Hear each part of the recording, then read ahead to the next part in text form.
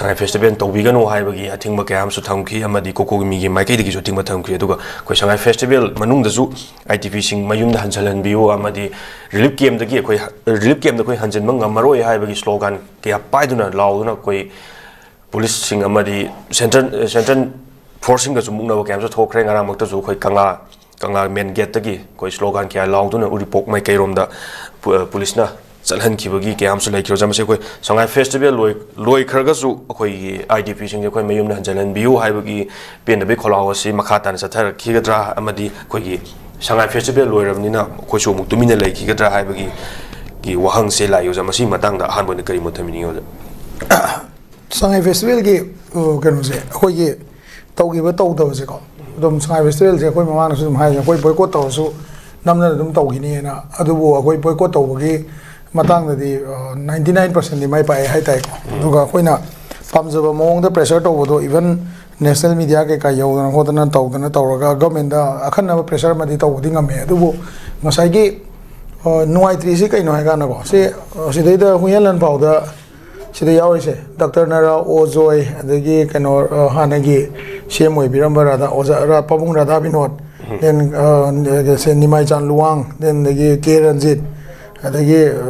Asabudin, Moyamgi, she the Mamang, the Mamai, Yam has a nurse, the Urisaka, some the Uris. She when about Mamai Haita, she the Urisida. Loisalagan, the Saye, political Kahanico, political nature in a Sakivase, IDP in a victim over Aduga Kenosina, Kogi, Razniti, Toriam, Sina, Saye protest or game Manung the support she Uruta Vaseko. My Magi even. IDP से तसेंग तसेंग ना politically support हो भी गया है तारके दे केंद्र की worker में हम बहुत बहुत होगा support हो भी रंबे आए बको से सामने आया था JP नड्डा तो दे 21 लाख ने इंतज़ार में देने को कई उम्मा 21 लाख हम तारी BJP worker फने हम दे थोड़ा कन्या है तारे को मोइना माई मागी की worker है दे MLA हम गी मीता तातंग पुथोरा जो MLA पुंडा की मी चहुम दे थोड़ा कन्या बा IDP की issue सी दा cocoa me नतना अतोपा hai tare ko politically yengo matam da CSO gi wana tawa politically yengo matam da mahoina mouthpiece tang oiba aduga action to wadana yaudaba se congress ki yamna machang nai ba politicians na IDP ki asok apan police na to action gi matang di wangang bi ba adu moi gi outer gi MP le ba kano se Alfred se ma kauraga athar si kauraga ma kauraganda moigi plight hai tai moigi noi ta pen da se moigi representative me amko famina ga governor da taksan na hotana tau da se political advantage ama di handa ke sol kano Sangai Festival sida moi loina mag lowe ha se hai man ba thoi ba ko maram di even kano sing na कहने को मरुएना BJP की दिया हम lion Tumin ले माले even party के president general secretary ने Mouda IDP Singh से consult होना बा है मकोई के पेन दबसिंग दो मोई गवर्नर मनाता चंगमिनरगा मसिगी लई फिबम सिदा कराई भाव हजिक तौरिबे एजिटेशन जिना कराई भाव चंगसन मंगमनी संगाई फेस्टिवल लोइरगना करी वरकपा लेदना को पॉलिटिकली है तारे सीएसओ की प्रेशर तो हम थोकने सीएसओ की कैसे तोकलो होइबको अखोई मी मैम से हंदोनिन तौनद्री भाव अखोई कहने को अदुगी अपामदु ले अदगी क्रॉस रिएक्शन येंगांदा असाइगी अखोई असोनाकंद लेबा प्रूफ सिंजिना को अखोई सोमनाकंददे सरकार सेमदा यावरनी खोलने ने खबर दे पहाप थापी अदगी असाइगी अखोई लेबा लेबाकी लेबा फिबम सिदा असाइगी सोमनाकंगी युमदा हंजन ना हाइबा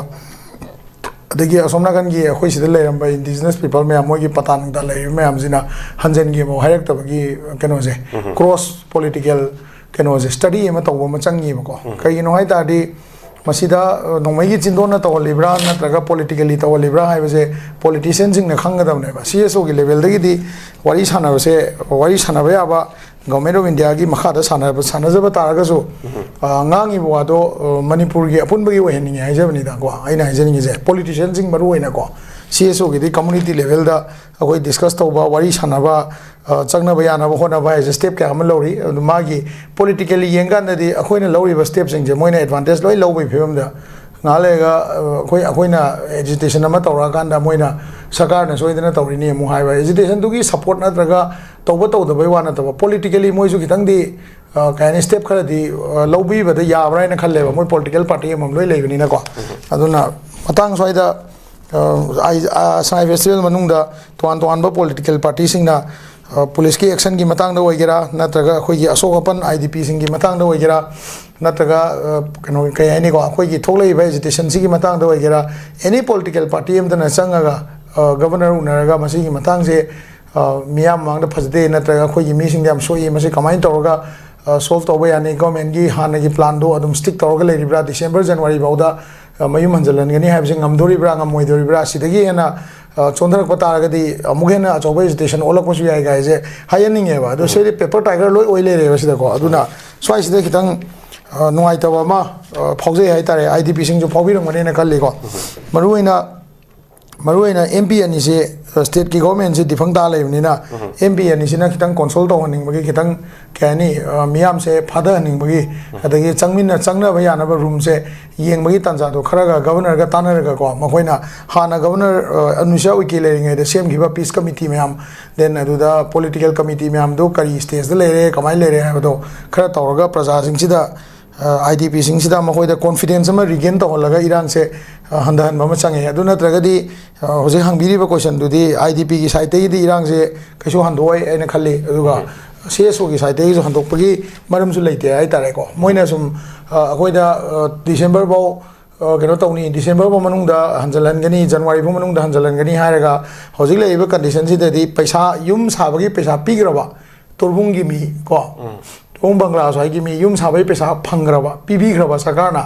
मोइने युम आइगी युम साबमदु येंजरुगे नत्रगा आइगी युम साबा चंगजगे हाबदा सरकारना थिंगबसि मरम याम जादेबा हेंग पैसा दो लोइसनग्रगाना करी ओइरकदोरिबको अदगी नसाई अमना सेम केस ता दुलाई थाबिरोमदसु अखोई उतोंलोका मायोगनरिबा खुन हाय तारे को ngarang अखोई प्रूफ सिंगना कुमदरागा अदुदा स्टेज तौसलैबा जगा दो अदाई जगा दुगी मियोय खरदी आइना खंजबदा compensation yum sabagi support se soidana phangamneba haiba paisa do paisa laga idp singjena kari tawdoinoba adi mai magi paisa do pirebani na mafam do changjage haibneba adu changba ya na ba sinba ngam da ta di sarkar gi step to akoi da paisa pijaraga noi tumin layo haira nataga sarkar na pami se kaino haibse table da phamaga naina ba changi ba ko sumain dam sage nam chumna jana ha ma thamgi jo ja do han bagi ohang ji kitang related oiba